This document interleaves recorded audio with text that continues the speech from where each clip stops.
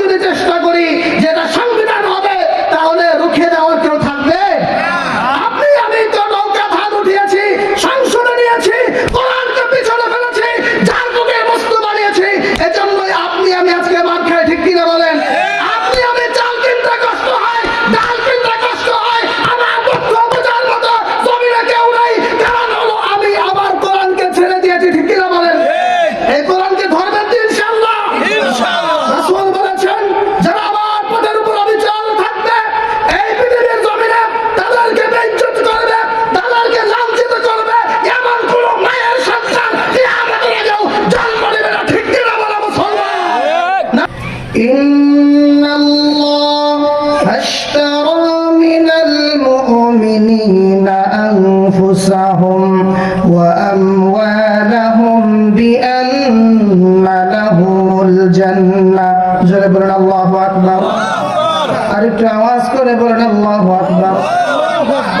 আল্লাহ সুবহানাহু ওয়া তাআলা বলছেন, নিঃসন্দেহে আমি আল্লাহ রাব্বুল আমিন মুমিনদের কাছ থেকে, বিশ্বাসীদের কাছ থেকে তাদের জান এবং মালকে ক্রয় করে নিয়েছি জান্নাতের বিনিময়ে। সুবহানাল্লাহ।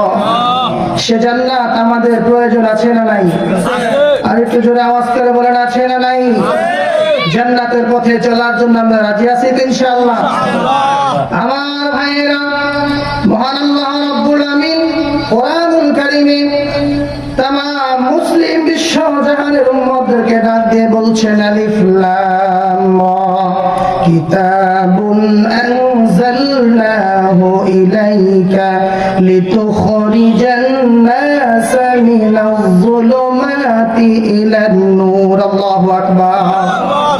আল্লাহ রাব্বুল আমিন বলেন, আমি আমার রাসূল মুহাম্মদুর রাসূলুল্লাহ সাল্লাল্লাহু আলাইহি ওয়াসাল্লামের কাছে এমন একটা কিতাব প্রেরণ করেছি, কিতাবুন আনজালনাহু ইলাইকা, যে কিতাবটা আপনার কাছে আমি প্রেরণ করলাম, সে কিতাব নাজিল করার সর্বপ্রথম কারণ হলো লিতুখরিজান নাস মিনাজ যুলুমাতি ইলান নূর। আল্লাহু আকবার।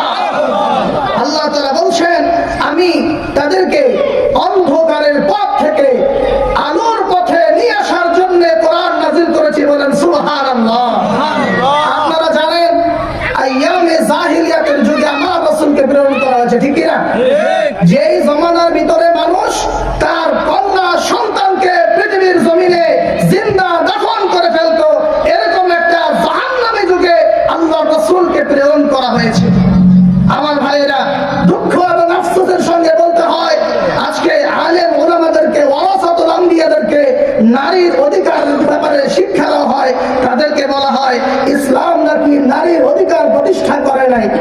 আপনারা তথ্য নিয়ে দেখবেন, এই পৃথিবীর জমিনে যখন নারীর অধিকার বলতে কিছুই ছিল না, নারীকে জিন্দা দাফন করা হতো, আমার নবী খাতামুল আম্বিয়া নারীদেরকে রক্ষা করেছে, ঠিক কিনা বলে? সেই জমিনের ভিতরে নারীদের অধিকার যদি দিয়ে থাকে, শান্তি সাম্য এই পৃথিবীর জমিনে যদি কেউ বাস্তবায়ন করে থাকে, রাহমাতুল লিল আলামিন মুহাম্মদুর রাসূলুল্লাহ, ঠিক কিনা বলে? সেই আদর্শ বাস্তবায়নের দরকার আছে না নাই? এজন্য আল্লাহ তাআলা বলছেন, লিতুখরিজান নাস মিনাজ যুলুমাতি ইলান নূর, আমি তাদেরকে অন্ধকারের পথে। অন্ধকার কি? অন্ধকার হচ্ছে মদ, অন্ধকার হচ্ছে গাঁজা, অন্ধকার হচ্ছে নেশা, অন্ধকার হচ্ছে বেয়াদবি, উচ্ছৃঙ্খলতা, ঠিক কিনা বলেন? যে পথে জান্নাতের আলো নাই, যে পথে শুধু জাহান্নাম, সেই পথই হচ্ছে অন্ধকারের পথ। যে পথে আল্লাহ এবং তার রাসূলের পদাঙ্ক নাই, যে পথে আল্লাহ এবং তার রাসূলের চলা নিষেধ, সেটাই হচ্ছে অন্ধকারের পথ, ঠিক কিনা? আমার ভাইরা, সে পথ থেকে বের করার জন্য আল্লাহ সুবহানাহু ওয়া তাআলা কোরআনুল কারীম নাযিল করেছেন। বলেন সুবহানাল্লাহ। এবার আসুন, আল্লাহ তাআলা বলছেন আমাদের কাছ থেকে তিনি ক্রয় করে নিয়েছেন আমাদের জান এবং মালকে জান্নাতের বিনিময়। কিসের বিনিময়? কথা বলেন, কিসের বিনিময়? জান্নাতের বিনিময়। ইন্নাল্লাহা আশতারা মিনাল মুমিনিনা আনফুসাহুম ওয়া আমওয়ালাহুম বিআন্না লাহুমুল জান্নাহ। আল্লাহু আকবার।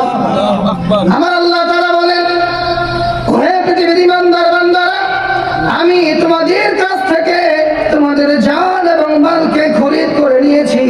জান্নাতের বিনিময়ে এই জান্নাতটা আল্লাহ রাব্বুল আলামিন প্রত্যেকটা মুসলমান ইমানদারের জন্য জান্নাত অত্যন্ত প্রয়োজনীয়, ঠিক কিনা বলেন? আর এই জমিনের ভিতরে যা সবচেয়ে বেশি কঠিন এবং প্রয়োজনীয়, আল্লাহ তাআলা ইমানদারদের জন্য সবকিছু সহজ করে দিয়েছেন। সুবহানাল্লাহ। এই জমিনের ভিতরে সবচাইতে অত্যন্ত গুরুত্বপূর্ণ আমাদের জীবন বাঁচার জন্য সম্পদের নাম হলো পানি, ঠিক কিনা বলেন? সে পানিকে আল্লাহ সহজ করেছেন কি করেন নাই? আমাদের জন্য অক্সিজেন সবচাইতে প্রয়োজনীয়, তিনি সহজ করেছেন কি করেন নাই? আমার ভাইয়েরা, আপনি আমি যদি আল্লাহ রাব্বুল আলামিনের দিক নির্দেশনাগুলো যদি মানার চেষ্টা করি, তাহলে জান্নাত আপনার আমার জন্য সহজ হয়ে যাবে, ঠিক কিনা বলে? আমার ভাইয়েরা, কোরআনুল কারীমে আল্লাহ সুবহানাহু ওয়া তাআলা অন্যতে বলছেন, ইন্নামাল মুমিনুনা আল্লাযীনা আমানু বিল্লাহি ওয়া রাসূলিহি সুম্মা লাম ইয়ারতাবু ওয়া জাহাদু বিআমওয়ালিহিম ওয়া আনফুসিহিম ফি সাবিলিল্লাহ। আল্লাহু আকবার। আমার ভাইয়েরা, আল্লাহ তাআলা বলছেন, ও হে পৃথিবীর ইমানদাররা, গভীর মনোযোগ দিয়ে শুনবেন। উক্ত আয়াতের ভিতরে আমার আল্লাহ রাব্বুল আলামিন এমন কিছু গুরুত্বপূর্ণ পয়েন্টে আলোচনা করেছেন, কোন মুমিন যদি কোরআনুল কারীমের এই আয়াতকে গবেষণা করে, চিন্তা করে, আমল করে, তার জন্য সমগ্র জীবনে আমল করে জান্নাত পর্যন্ত পৌঁছাবার জন্য যথেষ্ট হয়ে যাবে। সুবহানাল্লাহ। আল্লাহ তাআলা বলছেন, নিঃসন্দেহে মুমিন হলো তারা আমানু বিল্লাহি ওয়া রাসূলিহি, যারা আল্লাহ এবং তার রাসূলের উপর ঈমান আনছে।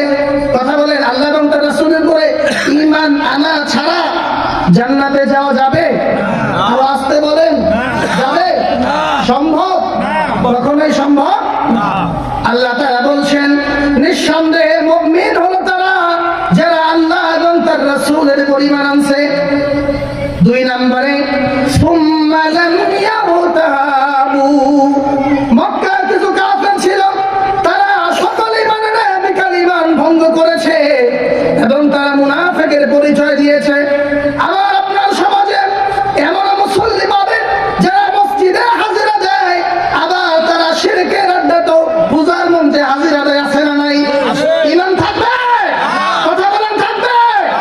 আমার আল্লাহ তাআলা এই কথাই বলছেন, যারা ঈমান এনেছে সুম্মা লাম ইয়ারতাবু, আমার ঈমানের পথ থেকে কখনো তারা বিচ্যুত হয় না, ঠিক কিনা বলেন? ওই পথের উপরে অবিচল থাকতে হবে। অন্যথায় আল্লাহ বলছেন, ইন্নাল্লাযীনা ক্বালু রাব্বুনাল্লাহ সুম্মা ইসতাকামু তাতানাজ্জালু আলাইহিমুল মালায়েকা। আল্লাহু আকবার। ঈমান আনার পরে তারা এই পথের উপরে অবিচল থেকেছে, পাহাড়ের অবিচল থেকেছে। সুম্মা ইসতাকামু, এই পথ থেকে তারা এদিক সেদিক কখনো নড়াচড়া করে নাই। আমার ভাইরা খেয়াল করেন, আল্লাহ তাআলা বলছেন, সুম্মা লাম ইয়ারতাবু, তারা এই পথ থেকে কখনো অন্যদিকে যায় নাই। ওয়াজাহাদু বিআমওয়ালিহিম ওয়া আনফুসিহিম ফি সাবিলিল্লাহ। এরপরে আমার বান্দারা, আমি আল্লাহ রাব্বুল আলামিনের উপর ঈমান আনার পরে আমার রাসূলের উপর তারা ঈমান আনলো এবং তারা সারা জীবন আমি রাসূলের ঈমানের উপর অটল এবং অবিচল থাকলো। অন্য কোন মতাদর্শ, অন্য কোন আদর্শ থেকে তারা পথ বাড়ালো না, পা বাড়ালো না। এরপরে আমি আল্লাহ তাদেরকে যে কোরআন নাযিল করেছি, এই কোরআন অনুযায়ী জীবন যাপন করার কথা বলেছি। আর দেশটাকে, সমাজটাকে আমি আল্লাহ তাআলার কোরআন দিয়ে সাজানোর কথা বলে দিয়েছি, ঠিক কিনা বলেন? এই কোরআন কি আপনার আমার শুধু তাবিজ বানানোর জন্য নাযিল হয়েছে? কথা বলেন, ঝাড়ফুঁকের জন্য? শুধু তাবিজ আর ঝাড়ফুঁকের জন্য কোরআন নাযিল হয়েছে? আল্লাহ তাআলা বলছেন, ওয়াশিফাউল লিমা ফিস সুদূর। এই কোরআনকে প্রতিষ্ঠিত করার জন্য নিয়ত করবেন তো ইনশাআল্লাহ? নিয়ত করবেন তো ইনশাআল্লাহ? আমার ভাইয়েরা, আল্লাহ বলছেন, ওয়াজাহাদু বিআমওয়ালিহিম, তারা আমার কোরআনকে প্রতিষ্ঠা করার জন্য তাদের সম্পদ দ্বারা, ওয়া আনফুসিহিম, তাদের জান এবং মাল দ্বারা তারা প্রতিষ্ঠা করবে। করবেন তো ইনশাআল্লাহ? এই জান এবং মাল একদিন থাকবে না চলে যাবে? কথা বলেন, চলে যাবে না থাকবে?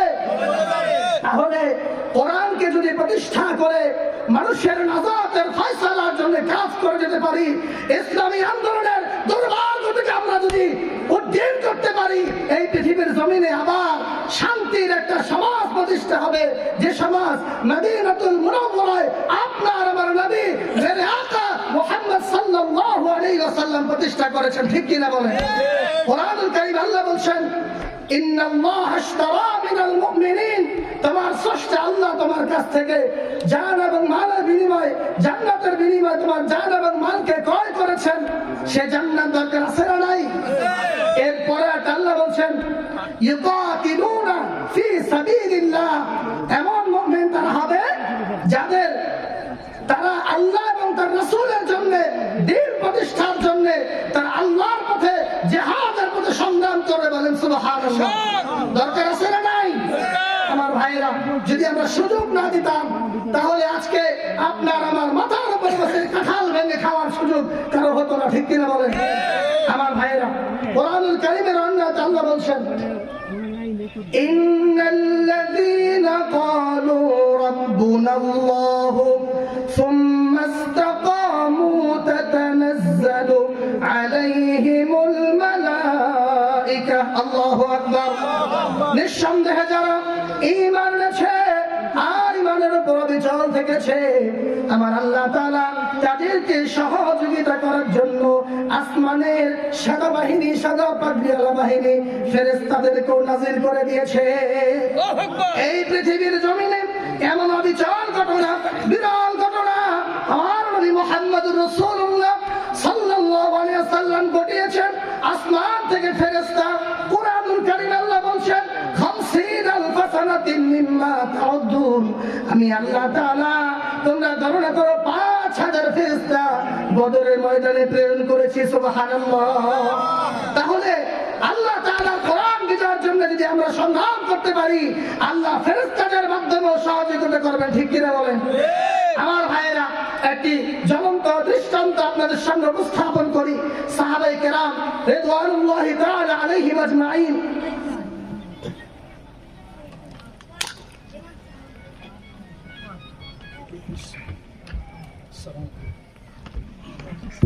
সম্মানিত হাজিরিন, আলোচনা শেষের দিকে গভীর মনোযোগ দিবেন।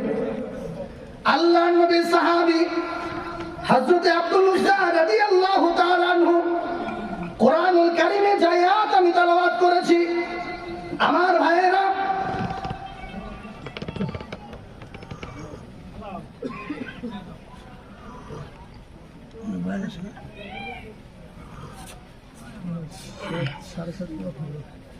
যে আল্লাহ রাব্বুল আলামিন আপনার আমার জান এবং মালকে জান্নাতের বিনিময়ে খরিদ করে নিয়েছেন। নাজরানা অসংখ্য অগণিত সাহাবায়ে কেরাম পেশ করে দেখিয়েছেন।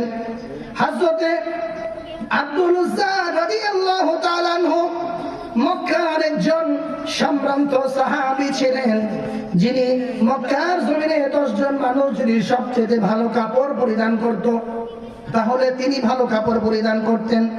সবচেয়ে দামি পারফিউম যদি কেউ ব্যবহার করতেন, তার ভিতরে আব্দুল উজ্জা রাদিয়াল্লাহু এমন একজন ছিলেন যিনি সবচেয়ে ভালো পারফিউম ব্যবহার করতেন।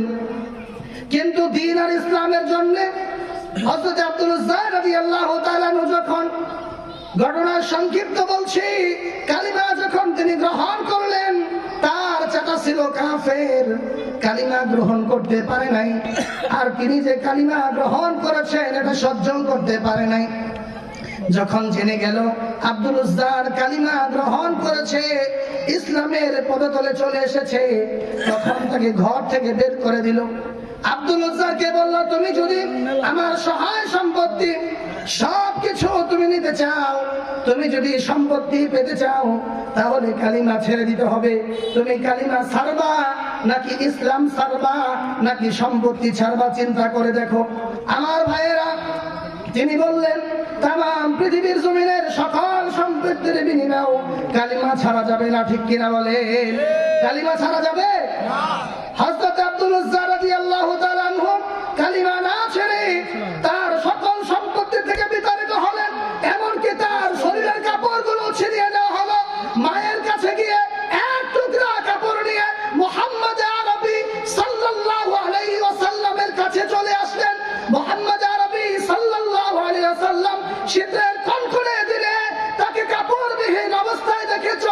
পানি ছেড়ে দিলেন, 2 টুকরা চাদর দিয়ে মুহাম্মদ সাল্লাল্লাহু আলাইহি ওয়াসাল্লাম তাকে আসহাবে সুফফাদের সঙ্গে থাকার অনুমতি দিলেন এবং জিজ্ঞাসা করলেন, তুমি কি চাও? তুমি যে আমার জন্য, আল্লাহর জন্য, রাসূলের জন্য, ইসলামের জন্য সব ত্যাগ করে চলে আসছো, তুমি কি চাও? তুমি আমার কাছে বলো। হযরত আব্দুল বলে, ইয়া রাসূলুল্লাহ, ইয়া হাবিবাল্লাহ, আমি ইসলামের জন্য সব কিছু ছেড়ে এসেছি, আমি এই জমিনের কোনো কিছু চাই না, আমি একমাত্র শাহাদাতের মৃত্যু চাই। সুবহানাল্লাহ বলেন। আমার ভাইরা, হযরত আব্দুল তামাম পৃথিবীর জমিনের সকল সম্পত্তির বিনিময়ে, জানকে কুরবান করার বিনিময়ে ইসলামের বিজয় চেয়েছেন, শাহাদাতের মৃত্যু চেয়েছেন।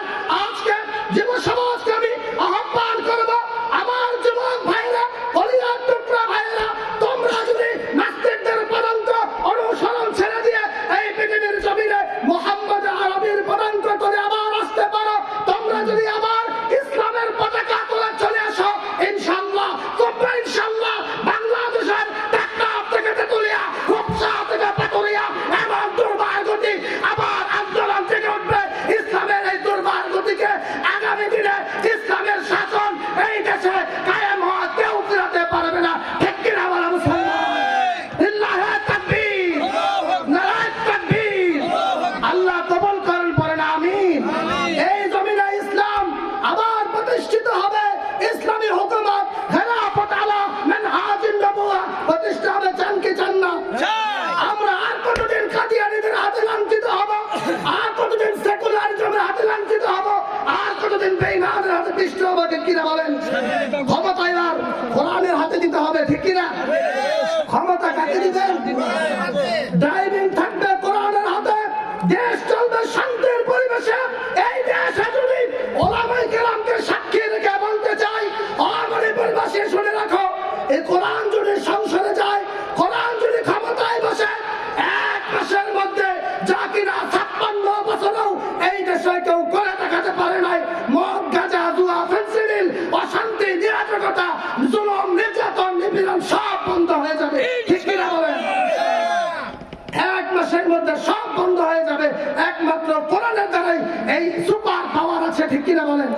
এজন্য আমার ভাইয়েরা, আপনাদের প্রতি উদাত্ত আহ্বান থাকবে, আপনি, আমি, আপনার আমার জীবনে কোরআনকে বাস্তবায়িত করব, ইসলামী আন্দোলনের ইচ্ছা তামান্না অন্তরে জাগ্রত করব।